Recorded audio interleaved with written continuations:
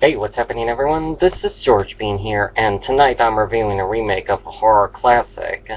That being the 2006 film When a Stranger Calls, which is a reimagining of the 1979 film of the same name. This film was directed by Simon West, who is well known for directing Con Air, Lara Croft Tomb Raider, and The Expendables 2. The script was also written by Jake Wade Wall, who'd later go on to co-write the 2007 remake of The Hitcher, and believe it or not, almost wrote the script for a prequel to John Carpenter's Halloween.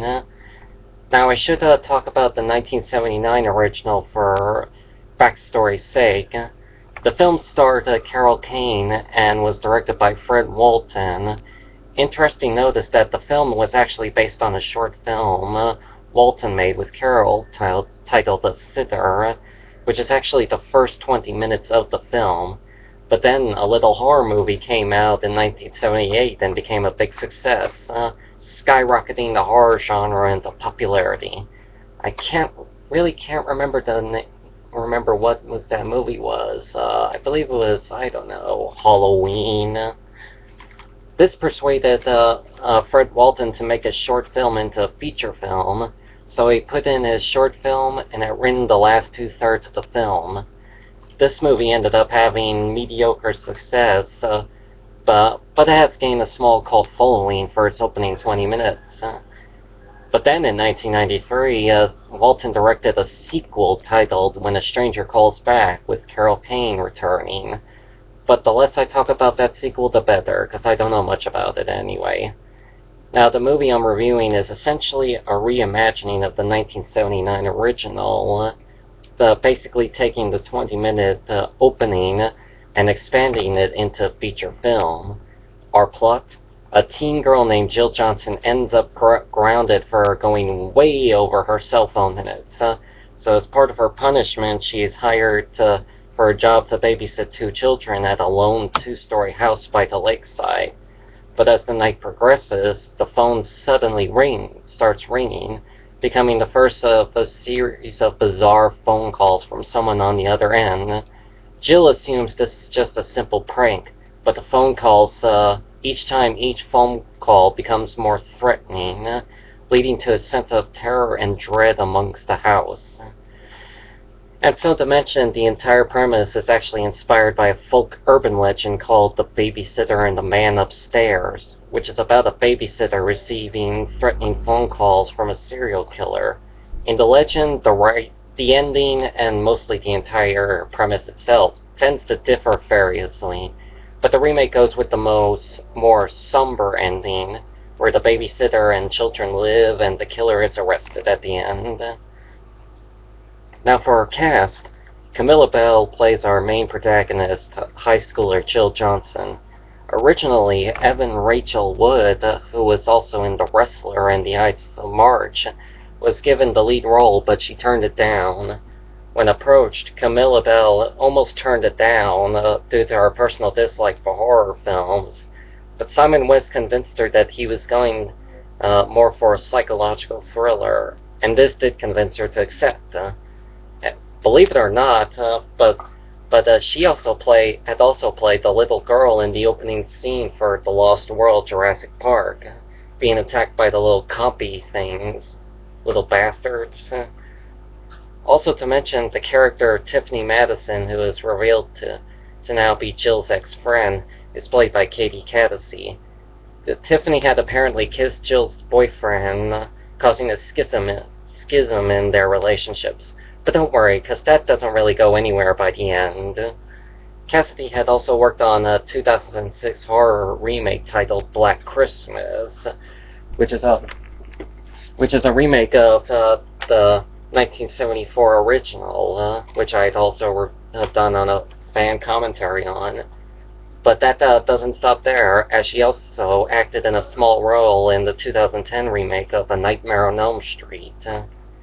Oddly enough, Jill's father is played by Clark Gregg, who you may remember as Agent Coulson in the Marvel Cinematic Universe, or better yet, the 2012 Marvel's The Avengers movie.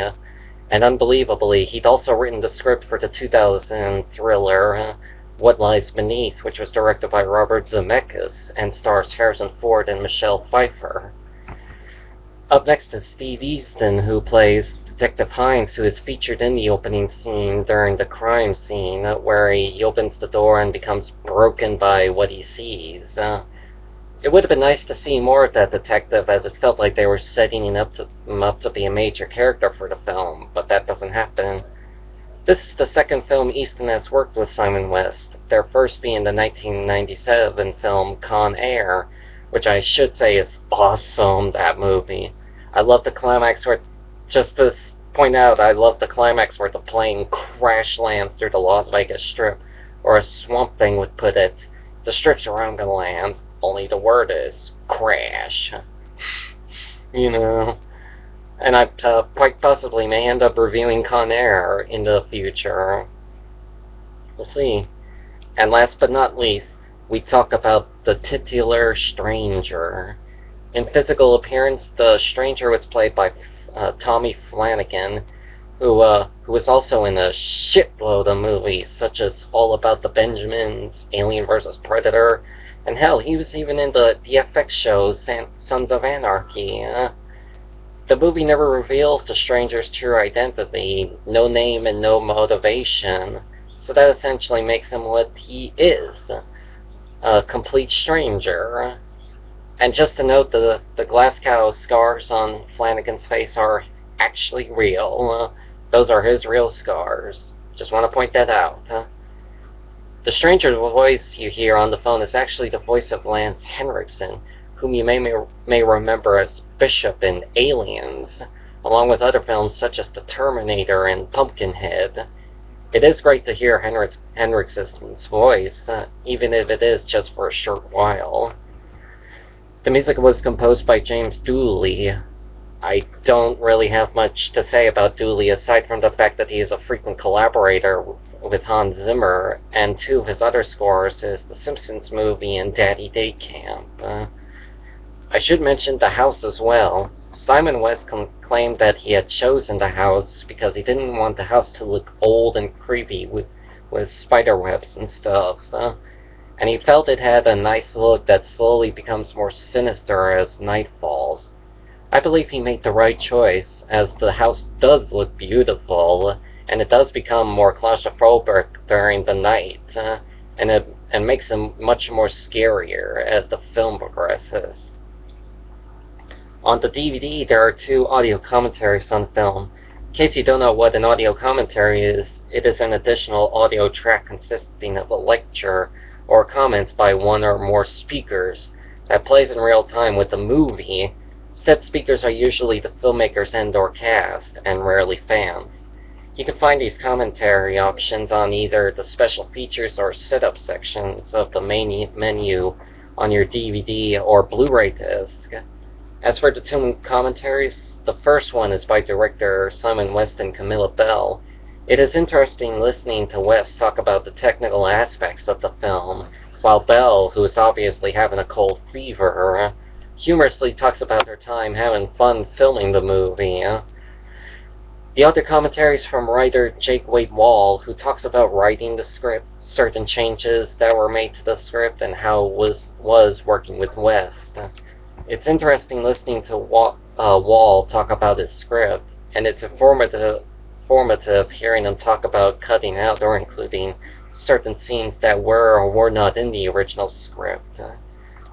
Since the film's release, I've heard about Screen Gems, the studio, announcing a sequel that was going to be titled When a Stranger Returns, with Hayden Panettiere, whom you may know as Kirby in Scream 4, or Heroes, to play the new babysitter.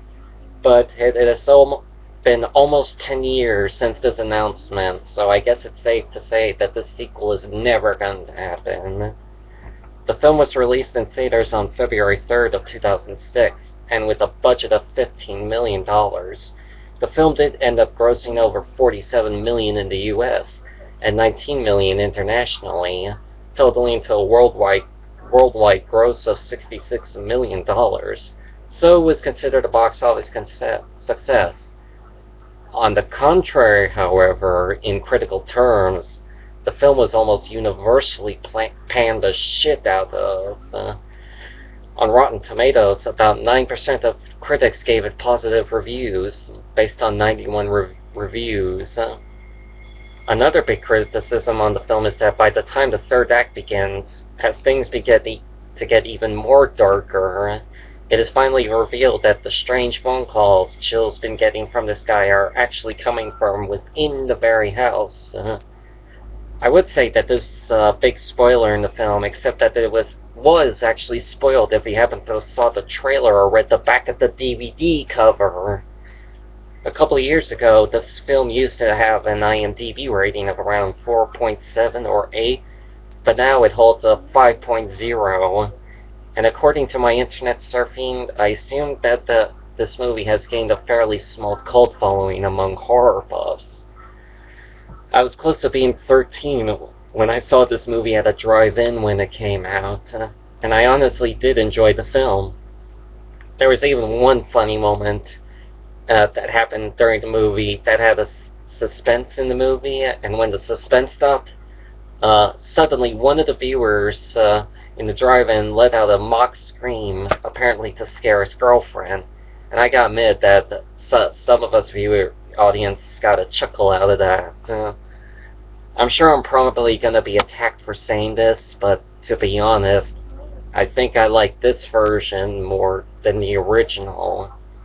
I've watched the original film, and while I do like its opening 20 minutes, which was the remake is based on, but then after that, the rest of the movie then cuts 7 years later, and it focuses on the detective hunting down the escaped killer.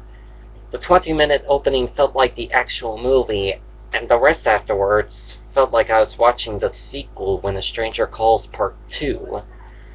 So as a result, I'm going to have to give this movie at least a 6-star rating for the reasons I'm about to mention. This movie actually takes a bold approach by taking the original's first 20 minutes and expanding it into a feature film. And with a relative runtime of 87 minutes, or 1 hour and 27 minutes, it certainly does pull off expanding the small plot premise. It manages to stretch it long enough to entice suspense in it. Also, although the film is rated PG-13, but I'm honestly glad that it doesn't go into slasher territory, instead going to the similar approach Halloween took, proving that you can make a scary movie through suspense over gore. And note this, say what you will about this movie, but do admit one thing, this is certainly better than that shitty 2008 Prom Night remake. So thanks for watching, ladies and gents, and until next time, and until the next video, I'll see you next time. Peace!